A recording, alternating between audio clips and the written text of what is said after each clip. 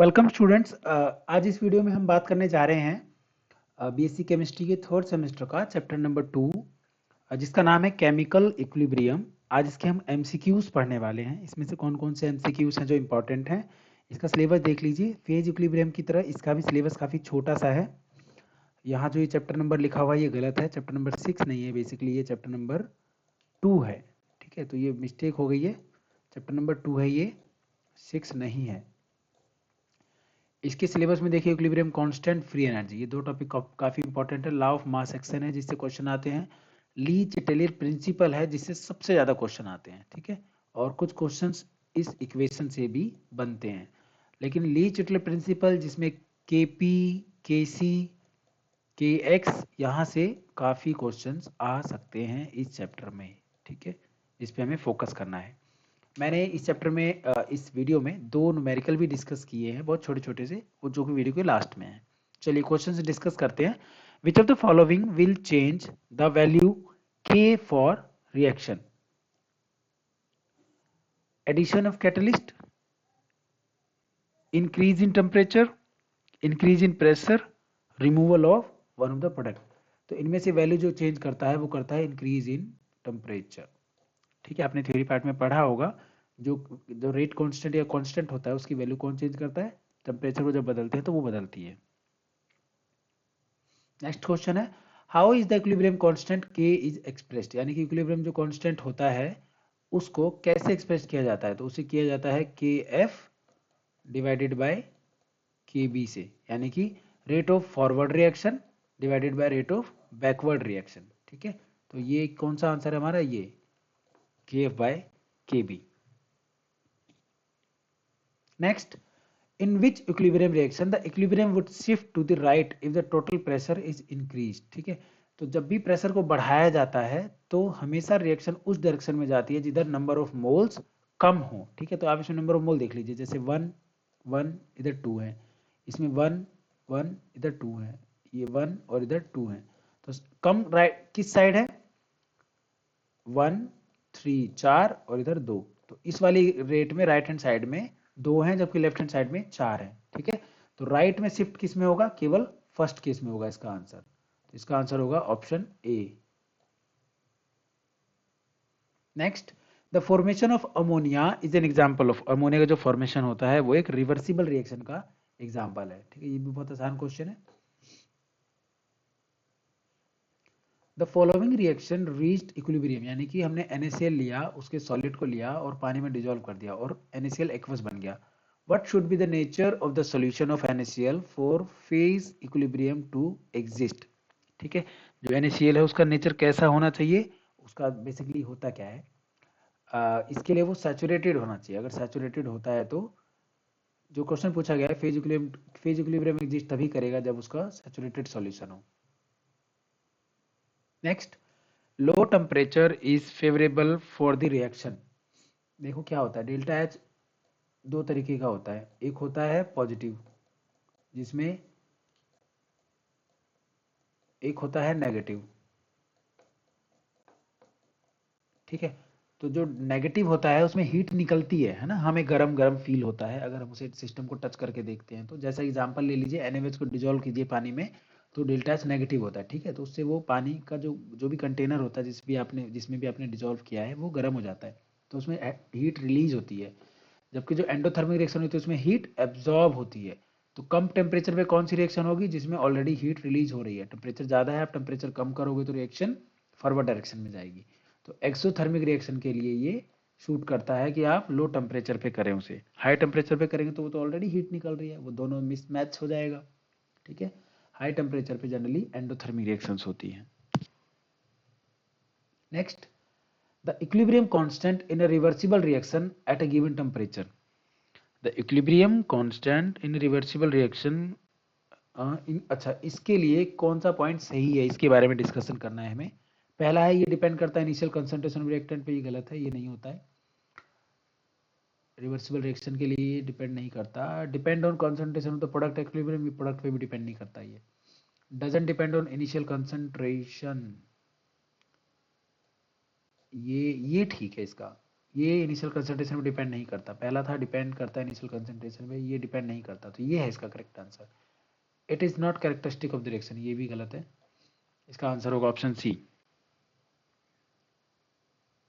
Next है according to Le Chatelier principle adding heat to a solid and liquid in equilibrium. हम heat add कर रहे हैं to a solid and liquid in equilibrium पे, तो क्या होगा? होगा क्या? Temperature to increase, temperature to decrease, amount of liquid to decrease, amount of solid two. तो ऐसा करने पे क्या होता है? ये गलत है, ये भी गलत है, ये भी गलत है। ये है इसका correct answer, temperature to increase. Next है a chemical reaction equilibrium in B is A is equilibrium with B is said to be in equilibrium when conversion of A to B is only 50% complete। इनमें से कौन सा condition है जो इसको meet करता है? Complete conversion of A to B has taken place, no. पहला ऑप्शन भी गलत है, दूसरा भी गलत है। ओनली 25% कन्वर्जन, ये भी बिल्कुल गलत है। ये तो बहुत अच्छा सा क्वेश्चन है, मतलब 50-20 ये सब नहीं होता। ये होता है जब rate of forward reaction is equal to the rate of backward reaction. Basically इसकी बात की गई है, K f is equal to K b, तभी एग्जिस्ट करता है। ठीक है, तो इसका आंसर होगा option D. Le Chatelier principle is applicable to. अब ये किस पे एप्लीकेबल होता है? केवल केमिकल पे, नो, गलत। फिजिकल इक्विलिब्रियम पे, no. Both physical and chemical, yes, ये दोनों पे एप्लीकेबल होता है। नेक्स्ट क्वेश्चन है the equilibrium constant depend on. Equilibrium constant किस पे डिपेंड करता है? Actual quantities of reactant and product, the presence of catalyst, temperature और प्रेजेंस ऑफ इनर्ट मटेरियल। तो ये डिपेंड करता है बेसिकली इक्विलिब्रियम कांस्टेंट टेम्परेचर पे। Next, which of the following factor will favor the reverse reaction in a chemical equilibrium? अगर कोई chemical equilibrium है तो reverse increase in the concentration of one of the reactant, no. ये पहला तो नहीं हो सकता ना, अगर आप रिएक्टेंट पे करेंगे तो उससे फर्क नहीं पड़ेगा रिवर्स के लिए। Increase in concentration of the one of the product, yes. Product को अगर आप बढ़ाएंगे तो बेसिकली क्या होता है, ली चिटले प्रिंसिपल के अकॉर्डिंग अगर आप प्रोडक्ट के कंसंट्रेशन को बढ़ाएंगे तो रिएक्शन बैकवर्ड डायरेक्शन में जाएगी, रिएक्टेंट फिर से बनने लग जाएगा। ठीक है, तो इसका जो आंसर है वो होगा बी। देखिए केमिकल इक्विलिब्रियम का चैप्टर अगर आप अच्छे से करना चाहते हैं तो ली चिटेलियर के जो प्रिंसिपल हैं उसको एक बार जरूर पढ़ लीजिए, क्योंकि ऐसा हो नहीं सकता कि एग्जाम में उसके ऊपर क्वेश्चन ना आए। ठीक है, काफी क्वेश्चंस उसमें से आते हैं। Next, the reaction 2SO2 plus O2 goes to equilibrium with 2SO3 plus heat will be favored by। ठीक है, तो इसमें हीट निकल रही है, ये बात ध्यान रखने वाली है। ठीक है, हीट निकल रही है, इधर 2 मोल्स हैं, इधर 1 मोल है और 2 मोल बन रहे हैं। ठीक है, तो ये दोनों 3 हो गए, इसी 2 मोल बन रहे हैं, मतलब कॉन्सेंट्रेशन इधर कम हो रही है। विल बी फेवर्ड बाय, ये किसके साथ, मतलब क्या कंडीशंस होंगी जब ये फेवर करेगी? तो पहली बात तो हीट निकल रही है तो टेम्परेचर कम होना चाहिए, है ना, टेम्परेचर कम होना चाहिए। और इधर 3 या 2 है तो प्रेशर ज़्यादा होना चाहिए, जब थोड़ी देर पहले डिस्कस किया था। तो सेकंड ऑप्शन है वो सूट करता है हमारी कंडीशंस को, option B, low temperature and high pressure. Next, according to Le Chatelier principle, फिर से ली चेटेलियर प्रिंसिपल आ गया, ये इस पे मैं मेरे हिसाब से ये 7वां-8वां क्वेश्चन है। ठीक है, an increase in pressure always cause a change in the position of equilibrium for any reaction, no, गलत। The yield of NH3 decreases from it comes to low temperature, ये भी गलत है। An increase in temperature causes a decrease in value of Kc for exothermic reaction, exactly। अगर हम ये temperature को बढ़ाएंगे और वो एक्सोथर्मिक रिएक्शन है तो उसके लिए जो इसकी Kc की वैल्यू होती है डिक्रीज होती है। तो ये है इसका करेक्ट आंसर। ठीक है, डी पढ़ने की जरूरत नहीं है। Which of the following is not a general characteristic of equilibria involving physical process? Physical process के केस में क्या होता है? Equilibrium is possible only in a closed system at given temperature, no।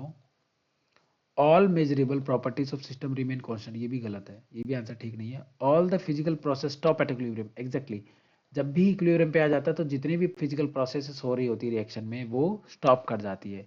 तो ऑप्शन सी ही इसका correct answer है।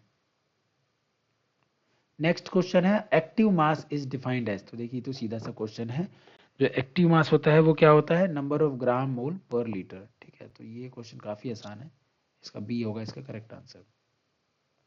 Next question, melting of ice is favoured by, यानी कि अगर हम आइस को मेल्ट करें तो वो किस किस चीज से फेवर करेगी, तो ये फेवर करेगी बेसिकली, देखिए टेम्परेचर बढ़ाते हैं तो आइस जल्दी पिघल जाती है, हाई प्रेशर होगा तो भी पिघल जाएगी, तो यही है कंडीशन इसकी, high temperature and high pressure.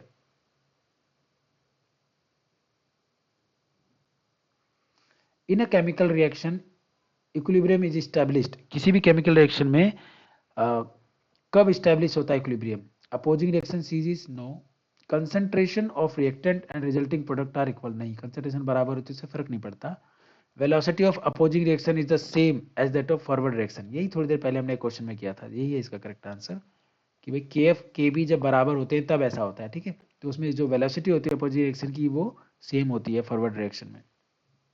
Next, which of the following processes are in thermal equilibrium, कौन से ऐसे प्रोसेस है जो थर्मल इक्विलिब्रियम में है, तो मेल्टिंग ऑफ आइस ही है जो थर्मल इक्विलिब्रियम में होती है, पहला इसका आंसर है। On increasing temperature, the equilibrium constant of exothermic and endothermic reactions dash dash, ये क्वेश्चन भी इससे मिलता जुलता क्वेश्चन हम कर चुके हैं, ठीक है, तो ये क्या होता है, अगर टेम्परेचर को बढ़ाते हैं तो इक्विलिब्रियम कांस्टेंट एक्सोथर्मिक रिएक्शन के लिए क्या होगा, डिक्रीज करेगा, क्योंकि हीट उससे ऑलरेडी निकल रही है, और जो एक्सोथर्मिक में होगा उसका उल्टा होगा एंडोथर्मिक में, तो आप देख लीजिए डिक्रीज दो केसेस में है और इसका अपोजिट, तो बी होगा इसका करेक्ट आंसर, डिक्रीज करेगा एक्सोथर्मिक में और एंडोथर्मिक में करेगा increase. Next, in which one of the following equilibria the increase of pressure over the equilibrium will favor the backward reaction? In which one of the following equilibria the increase of pressure over the equilibrium will favor the backward reaction? Question को ध्यान से पढ़ना पड़ेगा, decomposition equilibrium, ये थोड़ी देर पहले हमने जो पहला क्वेश्चन किया था उससे है इसका answer, decomposition equilibrium of NH3, ठीक है, इसमें पड़ता है इसका effect. Next, when pressure is applied to equilibrium system, ice equilibrium with water, which of the following phenomena will happen? इनमें से कौन सा फिनोमेना है जो होगा? प्रेशर इज अप्लाइड, अगर हम प्रेशर अप्लाइड करते हैं तो इसमें more water will be form, pressure अगर अप्लाई करेंगे तो पानी ज्यादा बनेगा, ये भी हम क्वेश्चन कर चुके हैं। The state of equilibrium refer to, देखिए जो स्टेट ऑफ इक्विलिब्रियम होती है वो होती है एक डायनामिक स्टेट, ये भी स्ट्रेट फॉरवर्ड क्वेश्चन है। Next, which of the following statement is incorrect in case of equilibrium state? Equilibrium को लेके इनमें से कौन सा स्टेटमेंट है जो इनकरेक्ट है, ध्यान रखने वाली बात है, आपसे इनकरेक्ट पूछा गया है। It is dynamic in nature, no, incorrect नहीं है ये। It read just itself on changing conditions, no, ये भी नहीं है। It can be attained from the side of reactant only, ठीक है, ये है इसका करेक्ट आंसर, यानी कि ये इनकरेक्ट है, बाकी दोनों पॉइंट जो है वो ठीक है। It can be attained from either side of reaction, ये भी ठीक है, तो ये भी आंसर ठीक है, तो मतलब आंसर नहीं हो सकता ना, क्योंकि इसने आपसे इनकरेक्ट पूछा है, तो आंसर सी होगा इसका correct. N increase in pressure will change the equilibrium, अगर हम प्रेशर बढ़ाते हैं तो क्या होता है, तो क्या होता है इसके बारे में हम थोड़ा सा पहले डिस्कस कर चुके हैं, shifting to side where a smaller volume result, यानी कि जहां ये सब ली चिटरे प्रिंसिपल से ही क्वेश्चन आ रहे हैं, यानी कि वहां जाएगी रिएक्शन उस साइड में जाएगी जहां पे वॉल्यूम कम होगा। Attainment of equilibrium in colored gases reversible reaction is detected by the constancy of, किसमें से इसे किया जा सकता है, कलर से किया जा सकता है, डेंसिटी इससे भी, प्रेशर इससे भी, all the above property of the mixture, तो नहीं कलर से नहीं कर सकते, प्रेशर से नहीं कर सकते, इससे भी नहीं कर, all the above property of the mixture, इन सभी से किया जा सकता है ना, तो इसलिए इन तीनों से ही, मतलब किसी एक से नहीं, इन तीनों से ही किया जा सकता है, तो इसका आंसर होना चाहिए option D, colour, density, pressure, all the above property of the mixture, ठीक है। Next, when pressure is applied to the equilibrium system, ice, ये क्वेश्चन भी शायद पहले आ चुका है, इस क्वेश्चन को भी हमने शायद एक स्लाइड में ऑलरेडी कर लिया है, more water will form, yes, इस क्वेश्चन को हम एक बार कर चुके हैं, इसका आंसर होगा more water will be formed. Next question, a reversible reaction H2 plus Cl2 goes to 2Cl, HCl is carries out in 1 liter flask. If the same reaction is carried out in 2 liter flasks, the equilibrium constant will be, यानी कि हम इस reaction को अगर हम 1 litre flask में करते हैं और फिर सेम रिएक्शन को अगर हम 2 लीटर फ्लास्क में करें तो क्या होगा, इससे कोई भी फर्क नहीं पड़ेगा, equilibrium constant will remain the same, क्योंकि ये उसके साइज पे मैटर नहीं करता। Which of the following is not true solid equilibrium के लिए इनमें से कौन सा करेक्ट नहीं है? It can be established in any given temperature, no. The mass of solid doesn't change in time, ये तो ठीक है, नॉट ट्रू पूछा ना, तो यही है इसका correct answer. The mass of liquid doesn't change, ये भी नहीं है। There is no exchange of heat between the system and surrounding, ये भी नहीं है। तो जो इसका आंसर है वो है option B, the mass of solid doesn't change in time, ये है इनकरेक्ट, ठीक है, यानी कि नॉट ट्रू, ट्रू नहीं है वो पूछा गया था, बाकी सारे आंसर ट्रू है।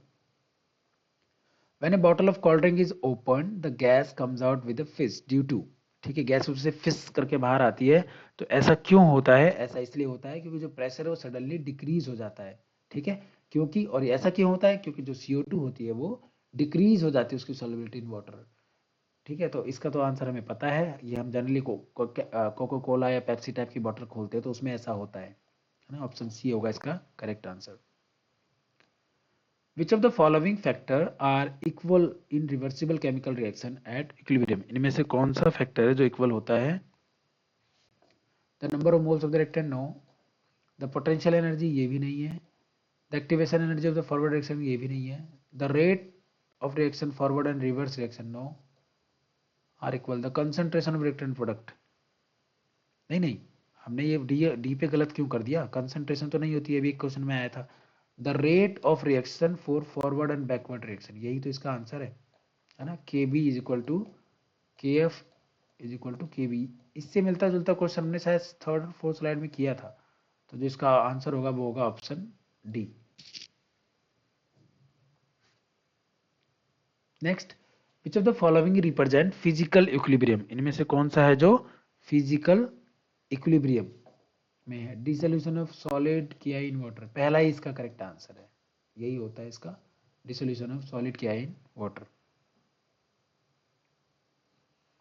In reversible reaction, two substances are in equilibrium. If the concentration of each one is doubled, the equilibrium constant will be, ठीक है। तो इसमें पूछा क्या गया है? रिवर्सिबल रिएक्शन है, दो सब्सटेंसेस इक्विलिब्रियम में है, अगर कंसंट्रेशन 1 की डबल कर दे तो इक्विलिब्रियम कांस्टेंट पे क्या फर्क पड़ेगा? कुछ फर्क नहीं पड़ेगा, ये कांस्टेंट रहेगा। Next, solubility of substance that dissolve with a decrease in volume and absorption of heat will be favored by, absorption of heat यानी कि एंडोथर्मिक रिएक्शन, यानी कि जो टेम्परेचर है वो ज़्यादा होगा तो ही आंसर होगा उसका, यानी कि इसका आंसर होना चाहिए high P and high tea. तो इसका आंसर हुआ high P and high tea, पहला ही इसका करेक्ट आंसर होगा। The standard free energy change for the reaction, यानी कि एक रिएक्शन है, एक न्यूमेरिकल है बेसिकली, उसके लिए स्टैंडर्ड फ्री एनर्जी चेंज दिया हुआ है, यानी डेल्टा जी नॉट आपको दिया हुआ है जो कि है 173.1, आपको KP कैलकुलेट करना है, ठीक है। तो ये KP, इनमें से कोई एक आंसर होगा, देखिए देखिए कैसे करते हैं इसे। ऑप्शन है ए इसका करेक्ट आंसर, यानी कि ये इसका आंसर हमें पता चल गया, बट कैसे करेंगे देखिए। आपको इसमें गिवन क्या क्या है? डेल्टा जी नॉट गिवन है, ये रहा। उसके बाद टेम्परेचर गिवन है 25 डिग्री सेल्सियस है, ये रहा, ठीक है। 25 डिग्री सेल्सियस और 298 केल्विन एक ही बात है।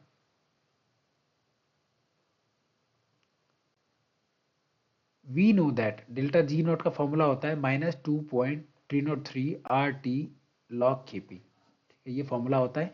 यहाँ से आप log KP के लिए अगर इसे सॉल्व करेंगे तो जो ये वाला टर्म है ये पूरा इसके नीचे चला जाएगा, यहाँ पे जैसे कि ये कर रखा है, delta G not divided by 2.303 RT, ठीक है। बस इसमें वैल्यू रखनी है, डेल्टा जी नॉट की आपके पास वैल्यू है, टी की आपके पास है, आर हमें पता ही होता है, वैल्यू रख दीजिए। log KP is equal to this, anti log लेंगे, सॉल्व कर लेंगे, आंसर जो पहला है उसका आंसर आ जाएगा। बहुत सिंपल क्वेश्चन था। Next, calculate Kc for the reaction N2O4 gases is converted into 2NO2 gas for which Kp given है, टेम्परेचर गिवन है, 1 एटमॉस्फेरिक प्रेशर गिवन है। तो इसका आंसर है डी 6.38 इंटू 10⁻³ कैसे आया देखिए कैसे आया। N2O4 कन्वर्ट होता है इसमें, ठीक है। तो डेल्टा एन कैसे निकालेंगे? डेल्टा एन कैसे निकालेंगे? 2 - 1, इधर 2 है मोल्स है, इधर 1 मोल है, माइनस करेंगे तो आ जाएगा 1। अब KP किसके बराबर होता है? ये फॉर्मूला है जो आपको याद होना चाहिए इस क्वेश्चन को सॉल्व करने के लिए। KP is equal to KC bracket में RT इसकी power delta N, delta N आपने निकाल लिया 1, इसी में पुट कर दीजिए, KC को सॉल्व कर लीजिए, KC आ गया लेफ्ट में, KP डिवाइडेड बाय RT की पावर डेल्टा एन तो 1 ओमिट हो जाएगा, KP divided by RT R T ये रहा, टी ये रहा, और के पी आपको क्वेश्चन में गिवन है, इससे निकल के आ जाएगा के सी। ठीक है, चलिए थैंक यू वेरी मच।